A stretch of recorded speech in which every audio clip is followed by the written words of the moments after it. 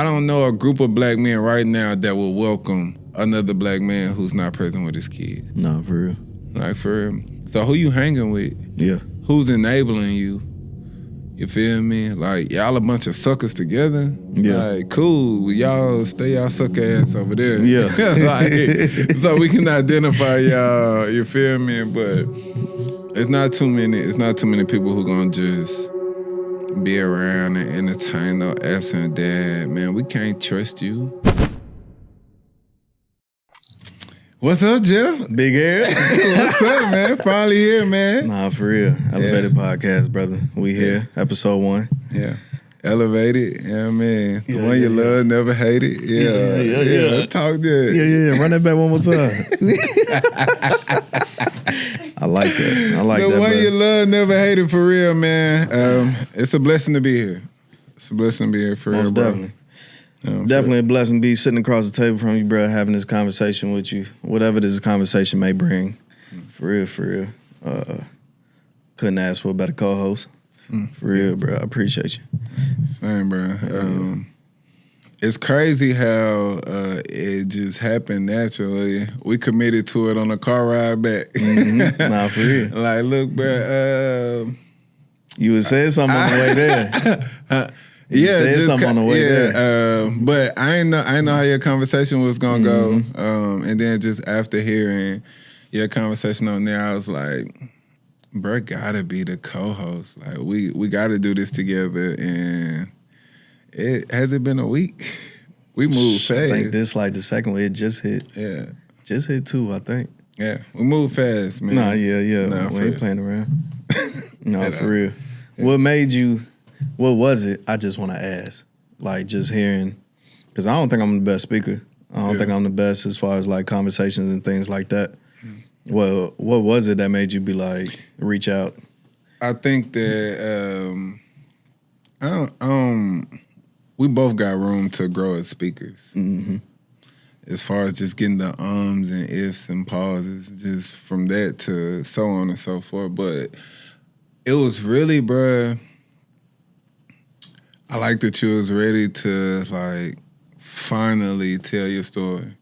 You feel me? You was ready to, you felt like you had overcome some stuff. I felt like you was willing to tell your story in order to help somebody else. So, and I felt like everything was authentic. Yeah. And I feel like people catch on to that. They can tell when it's real. No, most definitely. For real. No matter how much we get caught up in this social media and everything, I ain't gonna say everything, but a lot of things being scripted, man. People can tell when it's raw. Feel me? People can tell when it's authentic, and everything about it was super, super genuine, super authentic. And I was like, yeah, that's the vibe we going for. Nah, it's real. You know what I mean? And we do so much other stuff together. You know what I mean? For sure.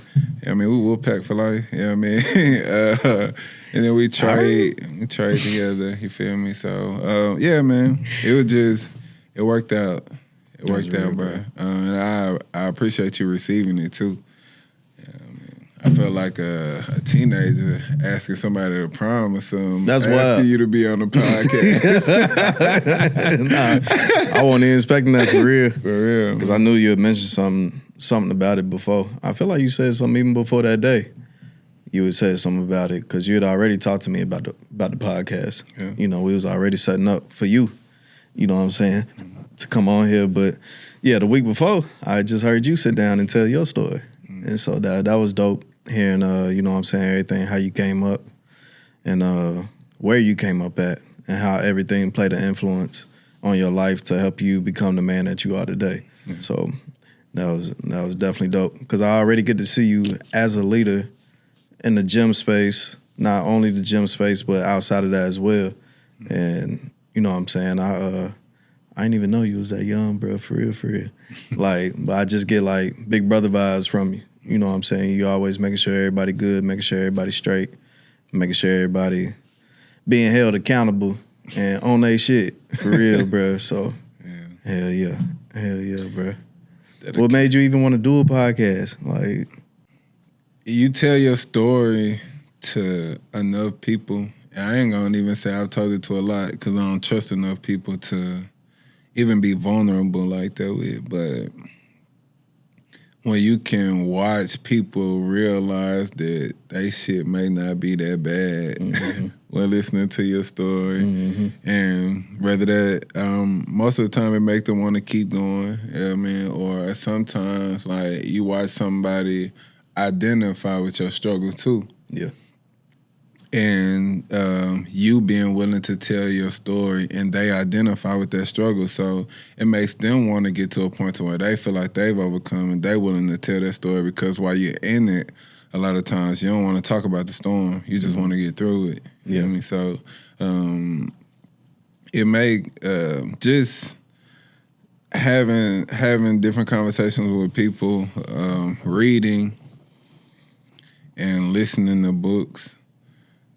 I just feel like, and then also working with the gun club and volunteering and working with kids. I just know that the world, no matter how many people pick up these microphones and do these shows, like it's still lacking mentorship and it's still lacking accountability. And I want to be able to use my voice to do that. We're going to hit the other stuff. We're going to talk sports, fashion, and all that other stuff too. But the biggest part of me picking up this microphone and wanting to have this platform is because like I feel like the world lacks mentorship and it lacks real leaders who aren't celebrities, so to say. You feel me? Because a lot of times people they think celebrities supposed to pick up their torch and different aspects that's really outside their profession and what they do. They just feel like they supposed to be the one. So I feel like that as well, bro. I feel like social media is full of a lot of like highlight reels. You know what I'm saying? Everybody showing their winning moments, but a lot of people ain't talking about the journey and what it really took to get to where they at. You know what I'm saying? And a lot of people put on a front like they really just got that motion like that, and a lot of times it just be a lot of followers. Like for real. But motion. But nah, for real, bro. I feel like the world definitely needs mentorship out here for sure. I feel like the youth definitely need it. And yeah, it's just a space that's needed out here for sure. I feel like listening to you tell your story about I think you started your story about when you was like 12 when you was on the show. And I think you may have hit on it quick and then you went straight to when you was like 16. But starting with that, I'm like, oh, Jeff Hardbody. Like for real. And then I remember Marco showed me a picture of you back when you was just about thugging. You know what I mean? I was like, oh yeah. It made sense. He showed me them pictures from when you was talking about when you was in the club 6 days a week. Yeah. Yeah, man. There's been a lot of growth. For real, bro. A lot of growth. Like, I was not lying when I was saying, you know what I'm saying? Like, I really used to be on 2nd Ave, 3rd Ave, like, all week, bro. Going to Fuel, going to Atlantis, going to Karma, going to Barfly. Like, just hitting all these different clubs. Not going nowhere, bro. I'm just out partying just because I'm a new face in a new city, you know. The bitches was on me. I ain't gonna lie. You know what I'm saying? So it was like, damn, I took full advantage, bro. My cousin was a big name in the city. He was already in the clubs. You know what I'm saying? Like, my boy Chuck, my cousin. So it was like shit, just being around him and being up under him. Like, everybody recognized me too. And so I was having a fucking ball. Like, shit, I wasn't thinking about no career. I wasn't thinking about none of that, bro. And then a lot of it was just getting out that darkness as well, too. Like I spoke about, you know what I'm saying, just dealing with the loss of my parents and the loss of my mother. Even though I was 20, 21, I still was dealing with that shit. You know what I'm saying? So being in the club, drinking, popping X pills, you know what I'm saying? I was just wilding, just trying to get rid of those thoughts and not think about that type shit for real. So I was just out wilding. But yeah, a lot of growth has taken place, and I'm definitely glad I done ran into the people I have on this journey, bruh. And you know what I'm saying, especially in the trading space. I feel like I didn't talk about that, but just going through IML and all the relationships that built up out of there, meeting Marco, being around you, bruh, like, you know what I'm saying, that, and just hearing all the mindset that came with it. I know back then niggas was probably like, bro, we trying to get this bread. Like, y'all always preaching mindset to us, but now looking back, it was definitely needed, and it definitely helped me. You know what I'm saying, over the years to now. That was 3 years ago, 4? Yeah. So 3. It seemed like longer, for real. Yeah, but it was about 3 years ago. Yeah. Yeah. Man, that was a journey. And a lot of that mindset, man, I'm not gonna lie, it helped, but affirmations, we know, you know what I mean? Mm-hmm. Affirmations and you getting up listening to motivational speakers only go so far. Right. At some point you gotta put some work, some tangible effort behind those things. And those are the people who most of the time shine in areas like that and spaces like that. And man, IML was a time, bro. I ain't gonna lie, I had my fun. Nah, for real. I grew in that space. I definitely learned a lot. I learned a lot about sales.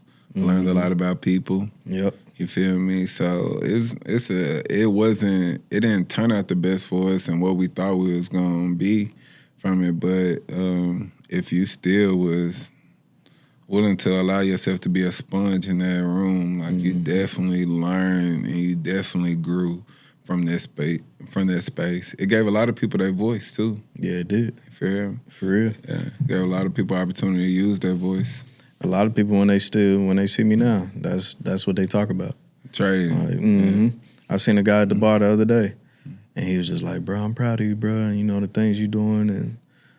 And he was like, "Bro," he said, "You really started popping like with that Forex shit." And I was like, "Damn." He was like, "Bro," he was like, "You was just online just all the time, just like talking about financial freedom and shit." I said, "Yeah." I said, "I really was, that facing your camera every day. Was. You know, it was, bro. For real. Hell yeah. It paid off though, man. The ones who did it gave results for real. So it was some truth in the pudding for real, but there's a lot of bullshit too. Yeah. A whole lot of bullshit too, for real. Yeah, bro.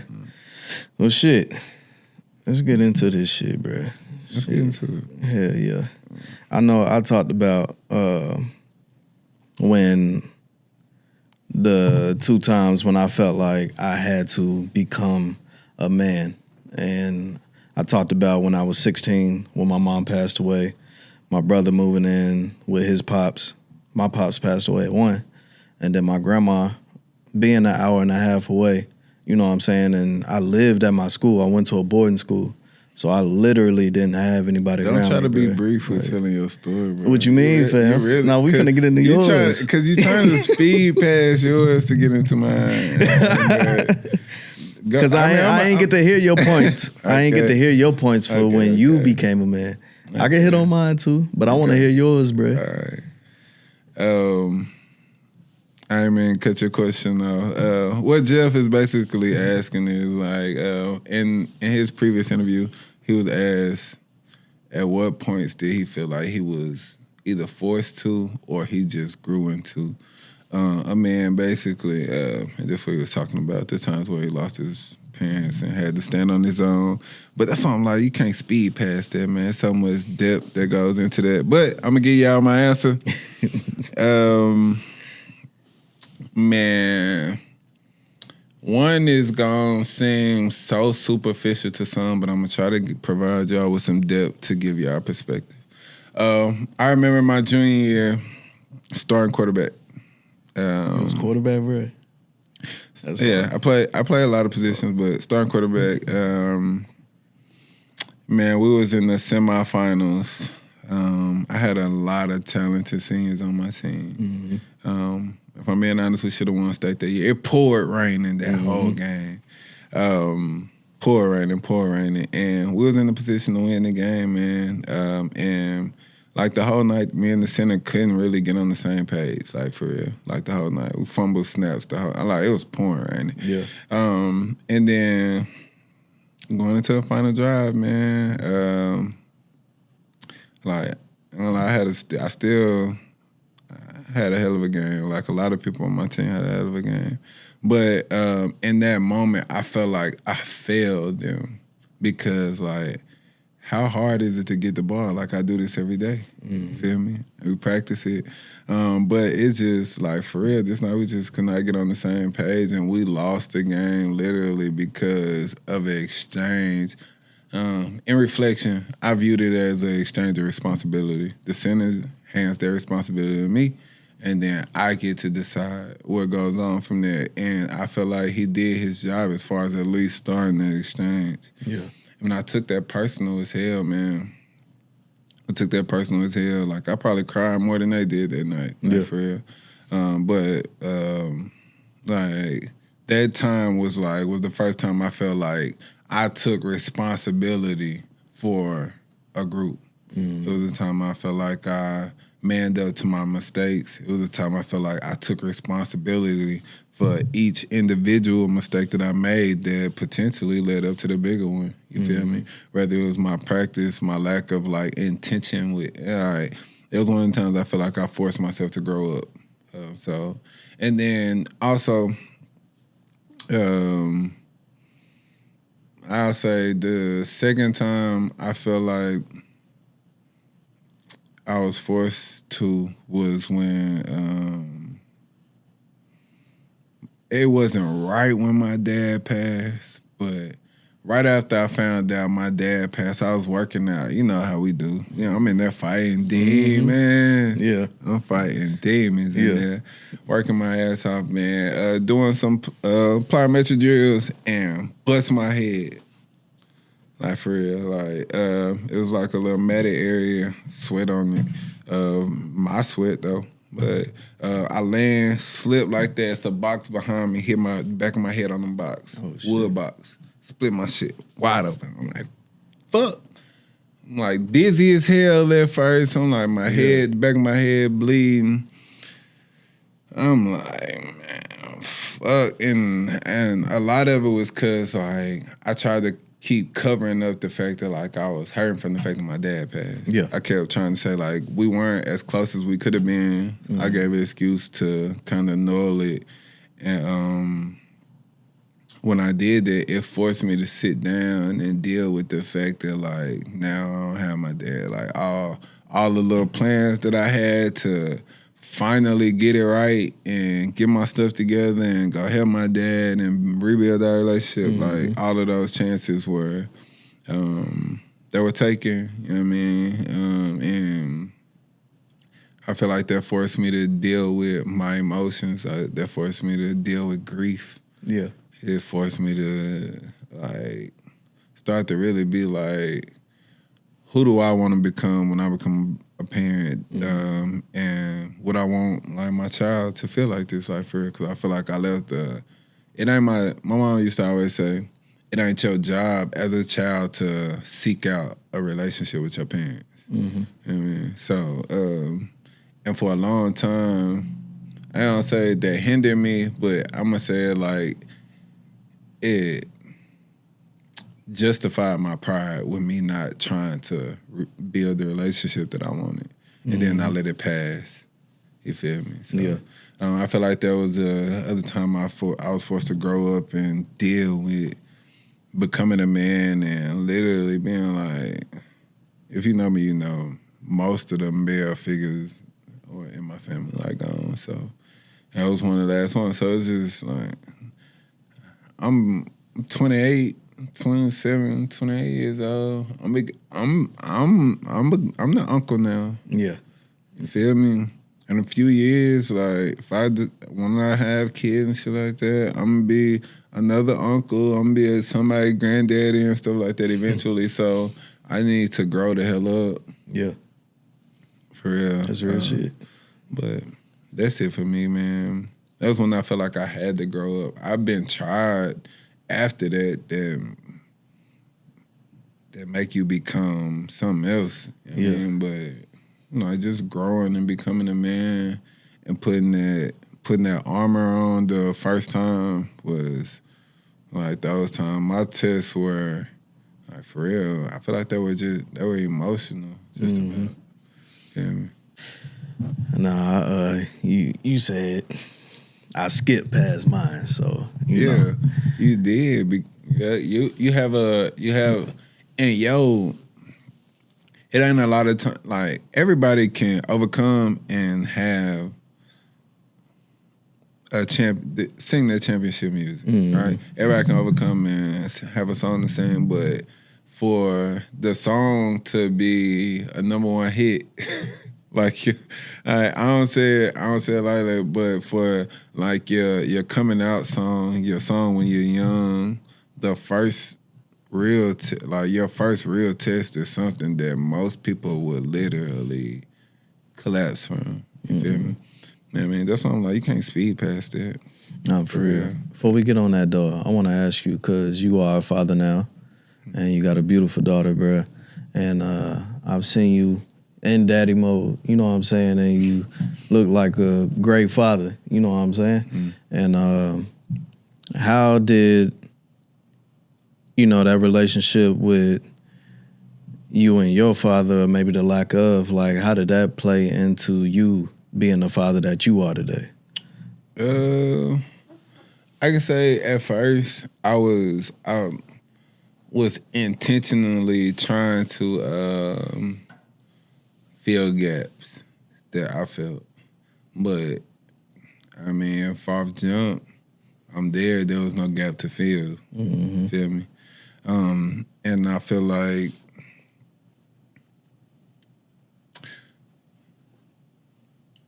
it sounds like I give a lot of credit to my mom. But so I came to a realization that a lot of the stuff that I felt like I was trying to do to avoid being like my dad was literally just how I was raised by my mom. You feel me? Like my mom is very loving. She's very like attentive, and I'm gonna say it like sometimes could be overbearing with her kids. And I realized like for real, I'm gonna say overprotective with her kids. And I feel like that's just how I am. Yeah. I feel like I'm a reflection of how my mom was with my daughter. But at first, I was really trying to. I feel like I was trying not to be my pops, but at the same time, when my pops was present, he was a good dad. Feel me? He just wasn't always present, and that was my issue. Feel me? But big moments, he was always there. Graduations, like I'm sorry. Playoff games and stuff like that. Like my dad was present for sure, but it's the shit that go in between. Yeah, you feel me? Yeah, the making of motherfucker that you see on the field doing all that and stuff like that. So, but to answer more direct, I feel like it shaped my relationship with my daughter early, but now I just get to be with my daughter. We have our own relationship, feel me? And I don't really weigh it based on my relationship with neither one of my parents no more. You feel me? I just get to be myself with her, like I said, and I feel like a lot of me being myself is me being just about like my mom or like Courtney is, like for real, because that's what my daughter likes. Yeah. Like, you know what I mean? So. That's real, bro. Yeah. That's real, bro. You need to go and bless the world with some youngins. I do, bro. I heard you on your Valentine's little snippet you dropped. Talking about it could be you. Who's you talking about? It could be the night. If you acting right, you know. Yeah, shit. Whoever was trying to act right that night, shit. So you single, like for public's sake, man. As we continue with this show, man. Just for the streets is what it is. Nah, most definitely. Nah, Jeff out here. If anybody wondering, Jeff out here. You know, I ain't holding back. Hey, my boy about jumping up my head like Mike Jones. Hey, 004, you hear me? Nah, for sure. Yeah. Yeah. I'm gonna have to walk through the gym one more time. You know what I'm saying? Scope the scene, see what's out there.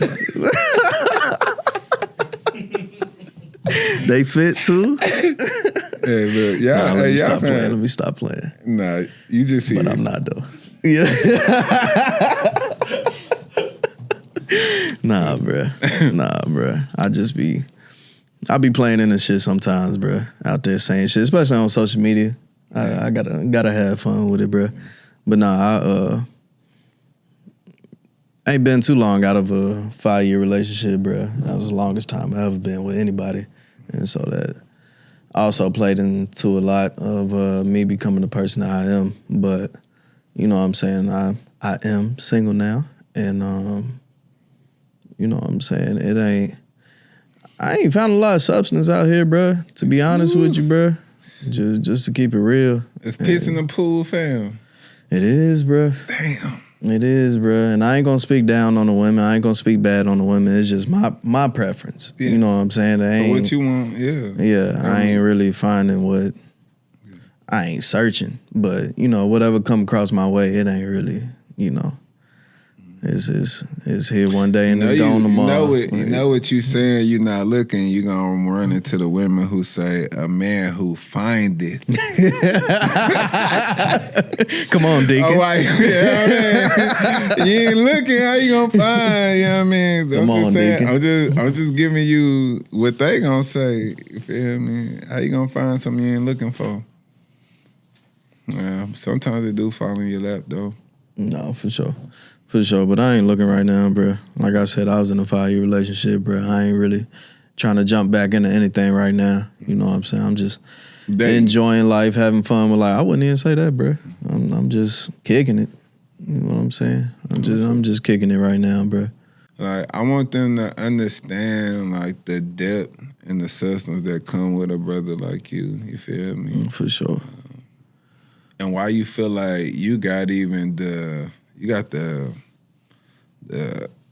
nuts to even speak on the things that you speak on. Yeah. You feel me? Like, how can you speak on overcoming if you never overcame? No, for sure. How can you speak on accountability if you ain't never been accountable? No, for sure. So, yeah. And the reason I'm even able to speak on it now is because I've heard a lot of people's stories and journeys and, you know, things that other people have overcome, and that helped me as well. So I feel like it's only right for me to tell my story as well, so the ones that's coming up after me, or not even the ones that's after me, it's some older folks too that need inspiration and, you know what I'm saying, motivation as well. But if my story can help somebody else, then, you know what I'm saying, that's why I do it for, because it helped me just hearing other people's. But I ain't gonna go back too far because it could really get deep for real, pause. But I feel like I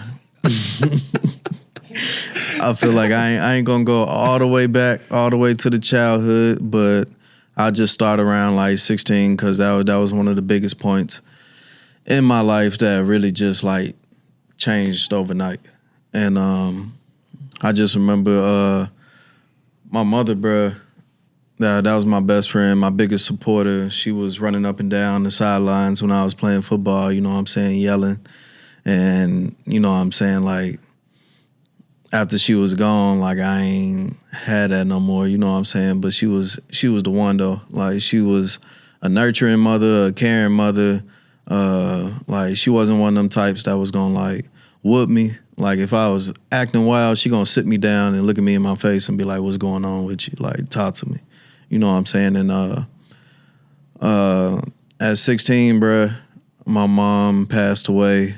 She had leukemia, and she was a diabetic from the time she was 7.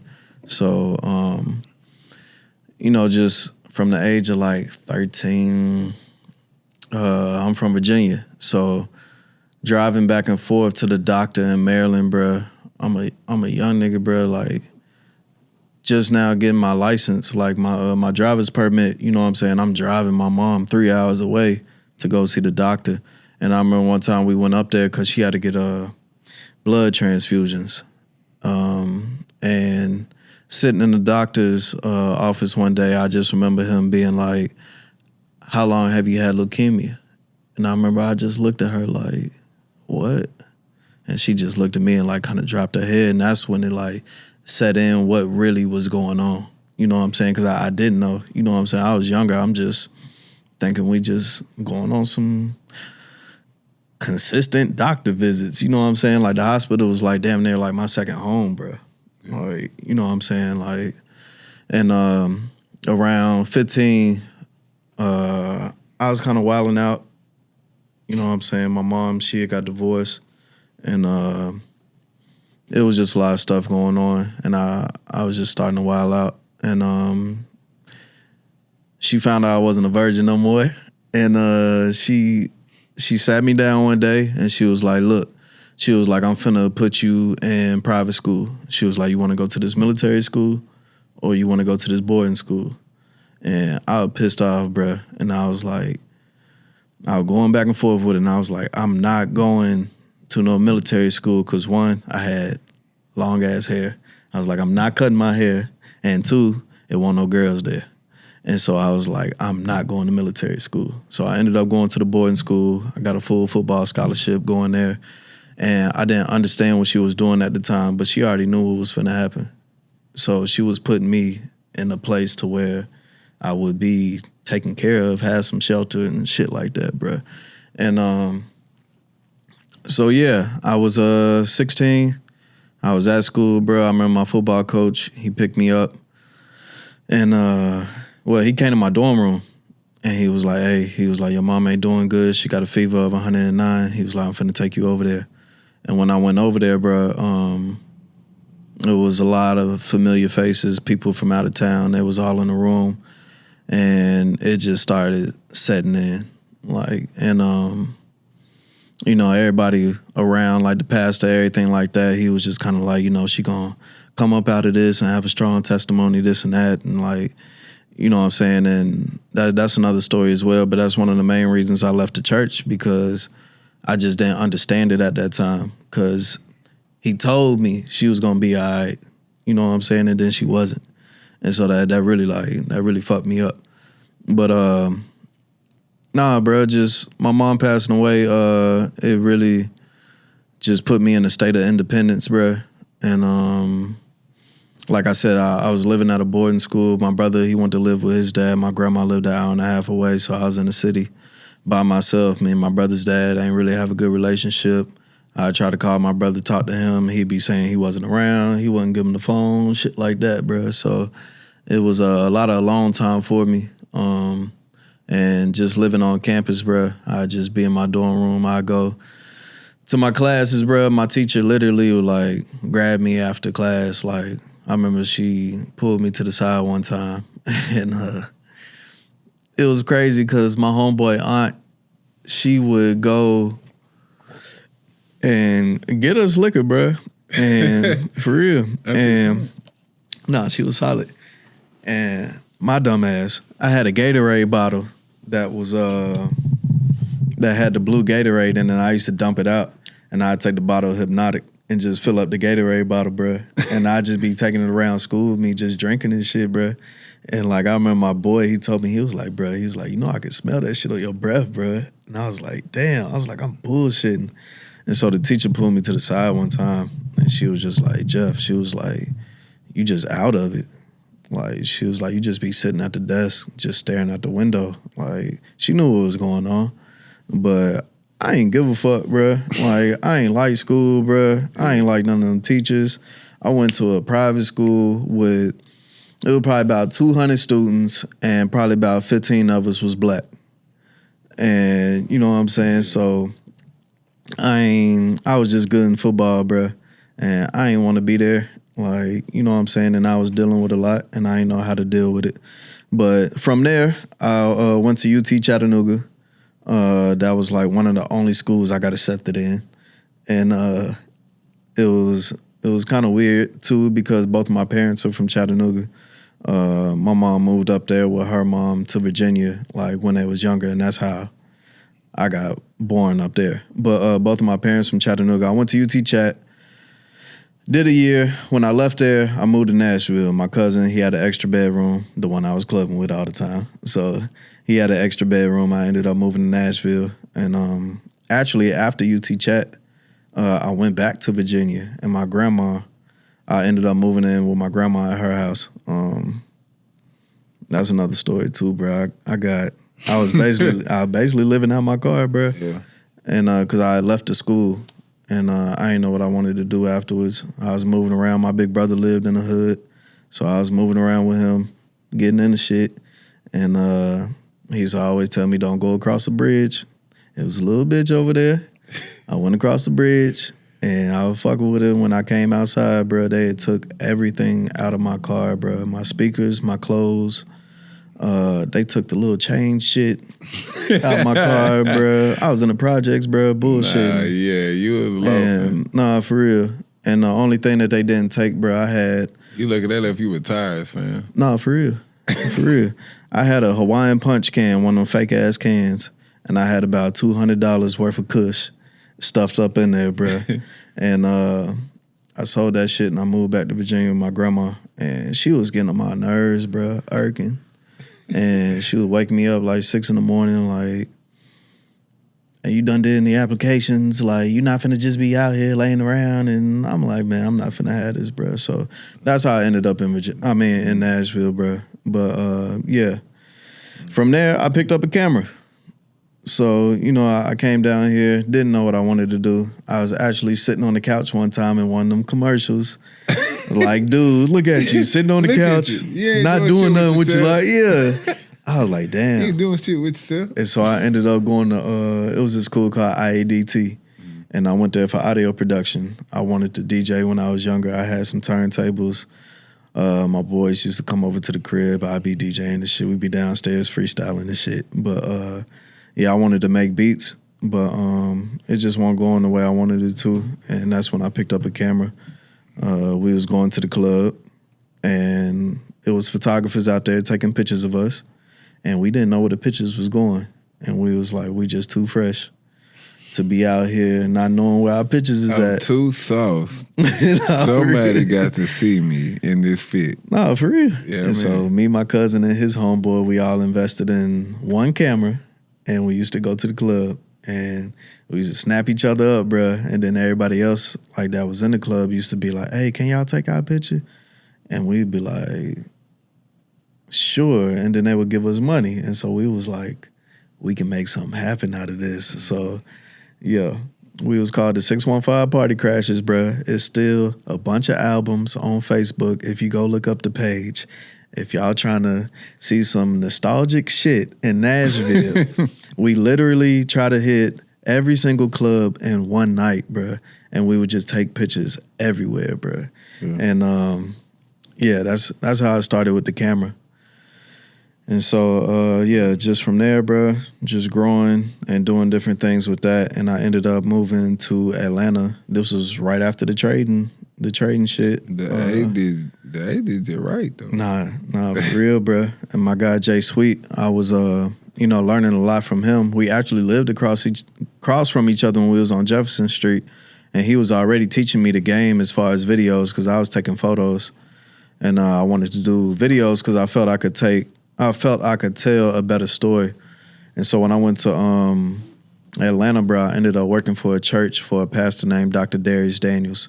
The Change Church in Atlanta. It's a big church now. Chris Brown just posted the church on his page like a few weeks ago.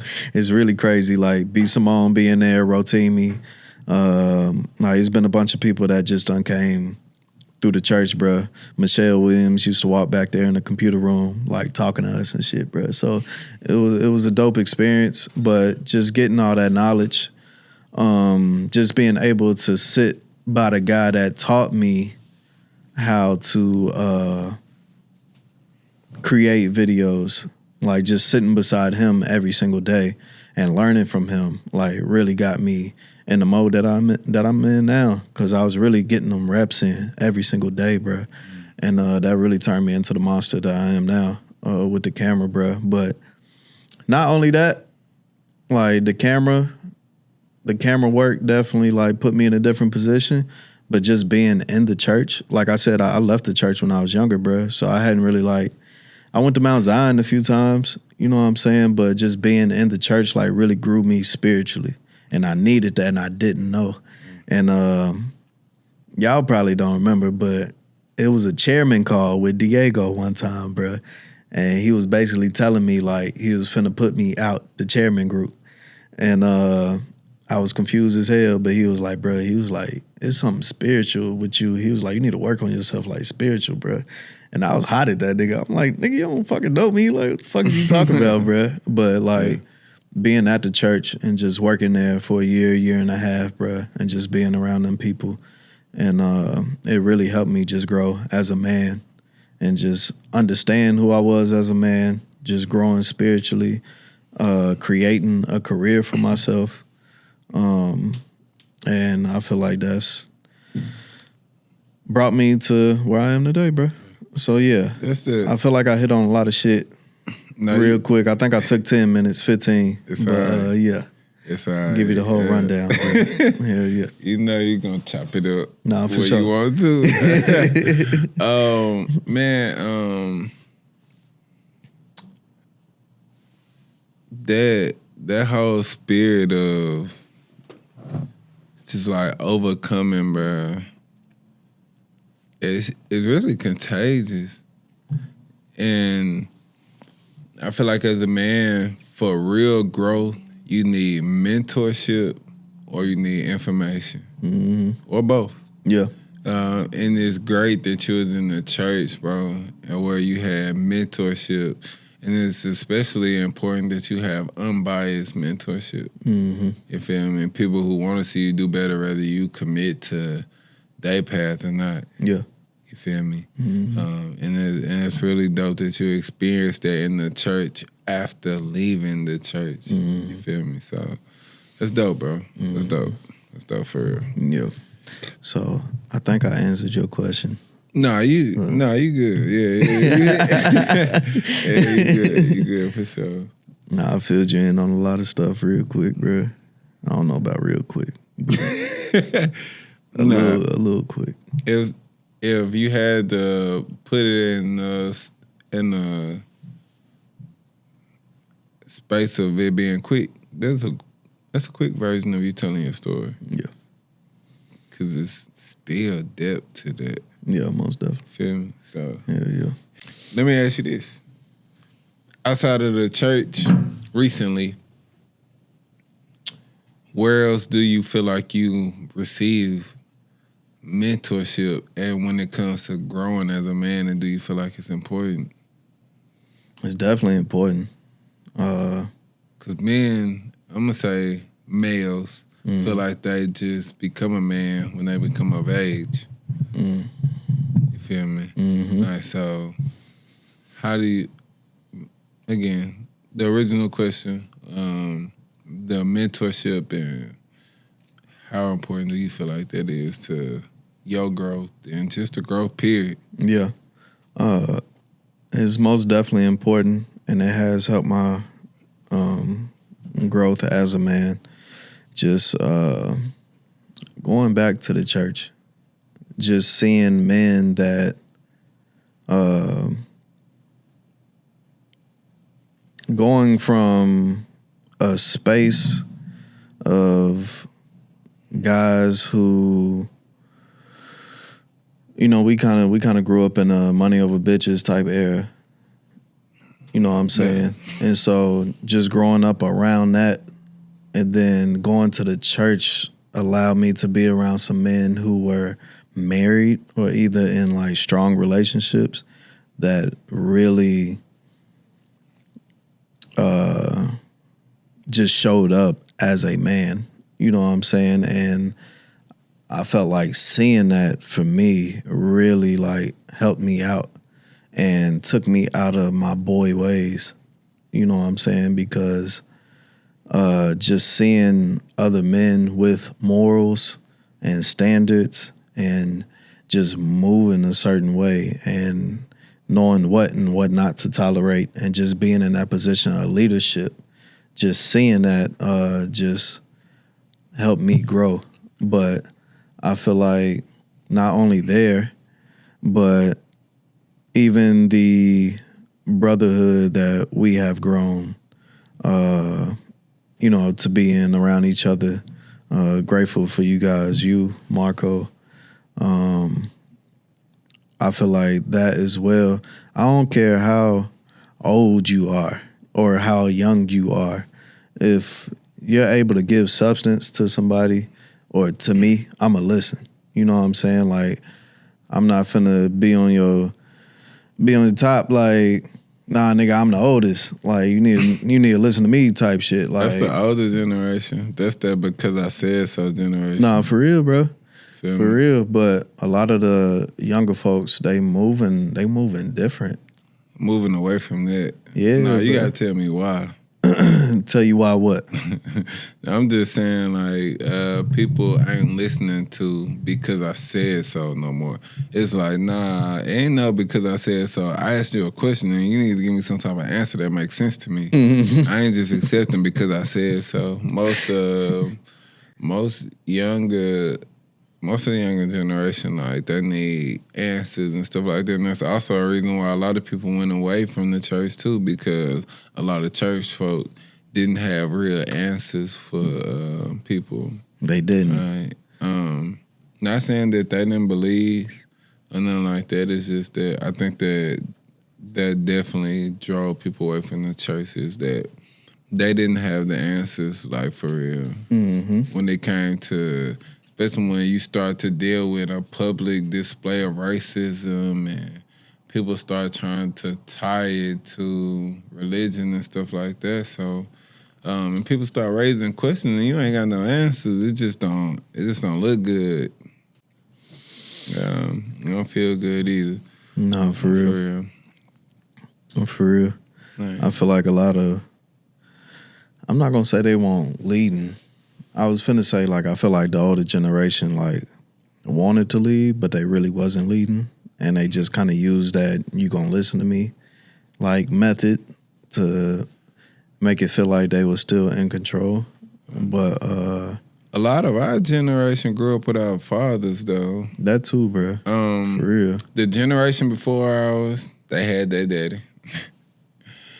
Our generation, a lot of it due to, government assistance, and we ain't gonna get into depth about the war that's been raised on that, but Yeah. a lot of our generation grew up without our fathers, and now I don't know a black man that ain't a father to his kid. That's you feel exactly me? what I was saying, bro. I feel like it's a change, and I don't think they're gonna change the narrative. I think they're gonna continue to feed the same bullshit. Most definitely. But I'm gonna say that there's a change in reality, and people just got to get their head out the goddamn sand. Yeah. Feel me? Yeah, hell yeah. You feel like social media play a big part on that? Yeah. People live their lives online. They do. Yeah. Yeah, They, for real, with the combination of filters and AI now, you can be who you want to be online. Man, what? For real, so, man, with shit like ChatGPT, you can talk that shit like you want to, too. No, you can't. For So, real, bro. For real. you literally can be who you want to be online. But again, man, part of the reason why we're here and we're on here together is because that authenticity, Yes, sir. I feel like it always rises to the top. They do. Yeah, you know what I mean? So, They do. The real is better. that ain't our marketplace. Yeah. Competing with fads and trends, and like, I feel like we can provide real stories, real information. You know what I mean, real people, real dialogue. I feel like social media and the real world are two different worlds, bro. Like, for real, bro. Yeah. Because I can hop on social media and see women talking about, you know what I'm saying? And, you know, a lot of shit do be true, bro. I don't know, because I don't be around them. But, you know what I'm saying? Just trashing their baby daddy and stuff like that. But then I put the phone down, look around me, and I'm like, oh, my niggas good fathers. And it's like... No, it's a lot of... So, don't get it twisted. It's It's a lot of women who deal with men who are vindictive and will leverage their kid against them. It's a lot of women who will leverage their kid against the dad too, for finances or for visitation or whatever the case may be. Yeah. But that's not the norm. It's not as normal as what people try to make it out to be. Black fathers are showing up. It don't matter whether he in corporate America or whether he from the streets. Like, I know street dudes, like, with their daughter every day, like, they about to get a TikTok with them, like, for real, because it's their baby. You feel me? So, we don't identify with dudes who not present with their kids. We don't respect dudes who not present with their kids, and I feel like that has carried across generations recently. Yeah. You ain't what? Who? I don't know a group of black men right now that will welcome another black man who's not present with his kids. No, for real. Like, for real. So who you hanging with? Yeah. Who's enabling you? You feel me? Like, y'all a bunch of suckers together? Yeah. Like, cool. Y'all stay y'all suck ass over there. Yeah. Like, so we can identify y'all, you feel me? But it's not too many people who gonna just be around and entertain no absent dad. Man, we can't trust you. You ain't taking care of your seed, homie. Yeah. Like, nah. Going back to the father question, were you nervous before you became a father, like, about being, like, just leading the right type of way as a father? You wasn't nervous? I was excited to be a dad. That's what's up. I really was. And then just reflecting a little bit and making sure that I was who I thought I was, and I was willing to show it with the integrity that I felt like I needed and be honest with my daughter's mom. Yeah. Stuff like that. So, we made mistakes. I made mistakes along the way, but I definitely felt like I was who I needed to be to give my daughter one of the best shots. Yeah. You feel me? To be a great human being, a smart human being, like, healthy, like, for real. So I wasn't scared, man. I wasn't scared at all. I knew that we had a support system on both sides. I knew that we both were willing to do whatever was necessary in order to make sure that our kid was good. So what was I afraid of? Yeah. Like, I thrive on showing up. Yeah. You know what I mean? Like, so it just gave me the opportunity to do it on the biggest stage. Yeah. You feel me? So yeah. nah, not afraid of fatherhood. I'm ready for another one. For sure. You feel me? That's real. Yeah, I gotta give me a little one out there. A couple of little Jeffs running around, man. Get you a couple of Jeffs running around with, K Money and Zoo Money. You know what I mean? For sure. Hell yeah, bro. Well, look, I feel like we done brought the people in on us, bro, and let them know, you know what I'm saying, who we are, where we come from, and where we're headed. I feel like we still got a lot more to talk about, and I'm looking forward to what's finna come from the Elev8ted podcast, bro. Episode 1. Yeah. I can't even think of anything that I want to ask, bro, to kind of close it out for real. Nah, I think we straight. My brother on another year, man. Yeah. Hell yeah. Love you, brother. Love you too, bro. Let's ride this shit out.